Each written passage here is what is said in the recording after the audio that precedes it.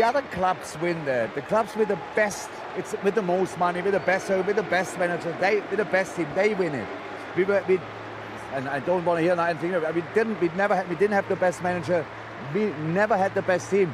But for a while, we played definitely the best football. And I love that. And in the world, but if you want to improve, everybody is overspending. We didn't. You don't overspending. So you're a complete rock solid club, and people tell you. Hit the like and share button, people. Jurgen Klopp, one of the best managers in the world, one of the best coaches in the world. There's no doubt about it whatsoever. He ends his time at Liverpool. It's been, in my opinion, a very, very successful time for him and a very successful time for Liverpool. The fact that he's standing there, though, on the UK's biggest sports broadcaster, whether it's his own thoughts or he's parroting what I've seen people say before is irrelevant, but he's pushing out this notion that Liverpool haven't spent big. I'm sorry to say it, Klopp, but this is a lie. You're not the biggest spenders, but you have spent big. This is an absolute nonsense that Klopp has worked with a shoestring budget to build this Liverpool team. You don't spend enough. You think, what the heck do you want? We spend what we have. If we spend more, we have the same problems like everybody else. And it's not that they throw with peanuts at us. We earn good money, so that's how it is, because we developed in that direction. So it's just, I understand this as the Liverpool way. I'm not from Liverpool, and other people have to judge that. But that's how I understand it. And if I misunderstood it, and now I'm gone, who cares? Well, maybe he has misunderstood.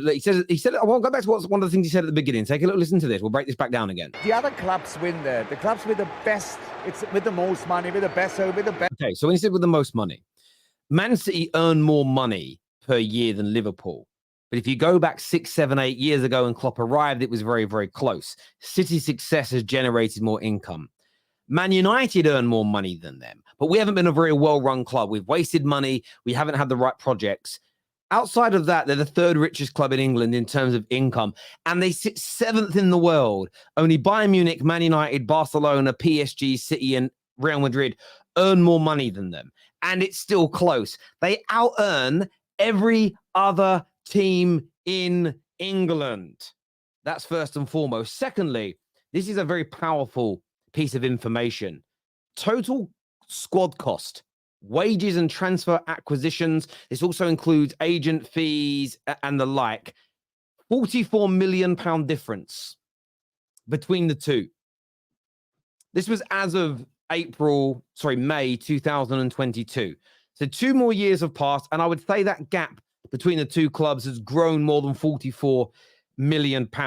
But Liverpool spend over £350 million a year on salaries. They spend hundreds and hundreds of millions of pounds upon transfers. They broke the world record for a centre-back, the world record for a goalkeeper. They broke records, their own internal records for the likes of Darwin Núñez. They have spent so much money. They've invested so much money. This idea that Liverpool are paupers and have done it on a shoestring is an absolute nonsense. And when they say, but Terry, we have to sell to buy, I don't use net spend because clubs don't use net spend. So it's not a barometer I personally use. But if you want to go down the net spend route, Man City's net spend has been absolutely brilliant as of late. But yet no one seems to be talking about them having to be a sell to buy a club. All football teams should have a sell to buy attitude in certain elements of what they do to raise additional income, to keep investing in better players. I think I got respect for Jurgen Klopp, but I can't sit back and look at this lie be perpetuated that Liverpool are not rich, that Liverpool don't spend big, that Liverpool don't outspend most of their rivals, and they haven't even spent exponentially less overall. By the way, Jamie Carragher himself said it last week, what you spend on wages is the most significant element. They don't spend that much less over the course of the last 8 years compared to Manchester City.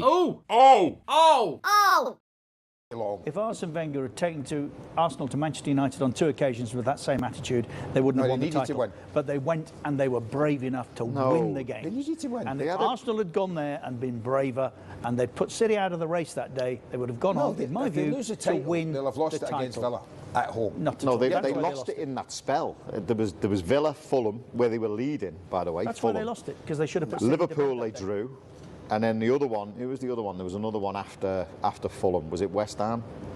I think I wrote it down. They had that really bad spell during December. No, that was Boxing Day, though. No, they came back from the break and they've been sensational. Yes. And the only points they've dropped, I think, since the break have been... It was West Ham. With you. Be brave, believe, And they go to Manchester City. Villa, Liverpool, Fulham and West Ham. They're all right to a certain degree.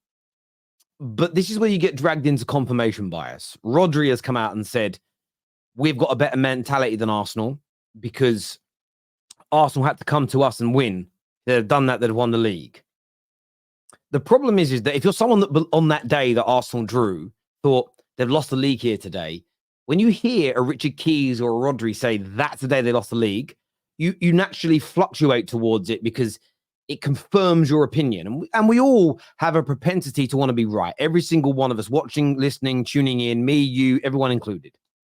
The problem is that Arsenal haven't become champions because of one singularity.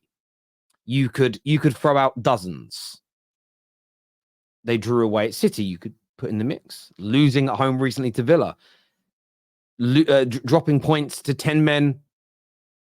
Fulham. Losing to West Ham. You could go down a more positive route and say, well, should have had a penalty in the first game against Villa this season for the kick on. I think it was on Jesus. Didn't get it. We get that penalty and score. Changes the course of the season. The goal that I still believe should have been disallowed that Newcastle scored against them could have changed the course of the season.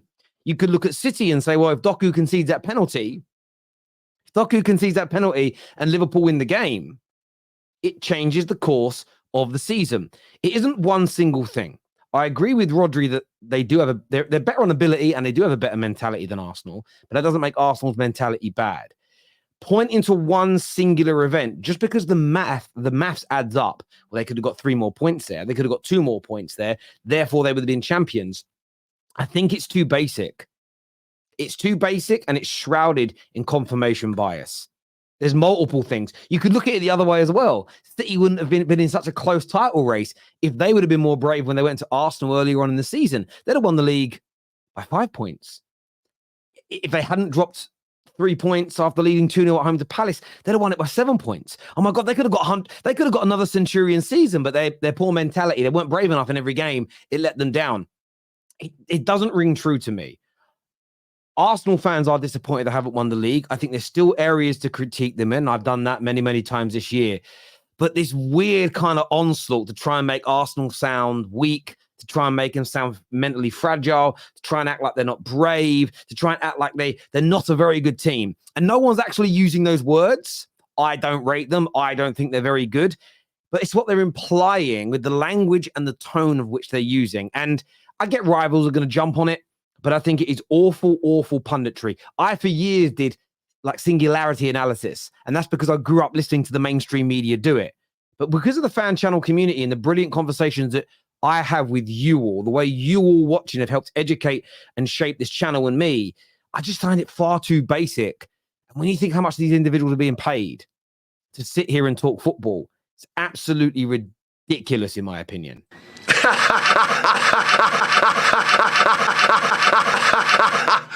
Transfer from Benfica expected to go through tomorrow. Benfica have already confirmed the figures around about the £62 million mark, which, as we stressed on Super Sunday yesterday, would take the spending on defenders under Guardiola to £400 million. Do you think this could be the answer to all their problems, Jamie?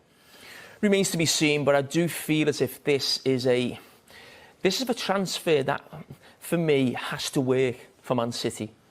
And the worry is that Pep's history in terms of buying centre-backs, you're talking about Man City, you're including full-backs in that. If I actually look at centre-backs Pep's bought, even going back to his Barcelona days, it's not great. And the big worry for me would be, has Pep got a huge blind spot with centre-backs, or playing as a centre-back for Pep Guardiola? Does he ask too much of you? But let's look at the graphic now. And I've just looked at when he started at Barcelona and actually what he inherited, really. So he inherits Puyol and Marquez. Well, PL, you know, Champions League winner, legendary figure at the back, ends up being a World Cup winner. So we can build around that. When he then has to actually bring his own centre-back in, Piqué has been fantastic, but a Barcelona man, knows that way of working. So, yes, Pep brought him in, but he understood that way of playing. Caceres come in, 13 million, didn't do anything. Chigrinsky came in, 22 million. I think he started 10 league games and then he was gone. He then leaves and goes to Bayern Munich, inherits Boateng and Dante. Boateng goes on and becomes a World Cup winner, Champions League winner this season. So obviously a top-level defender. He brings one in, Benatia, 21 million. Within 12 months, he's gone. He then comes to Manchester City. He inherits Vincent Kompany and Otamendi. Vincent Kompany, one of the greatest Premier League centre-backs in the history of the Premier League.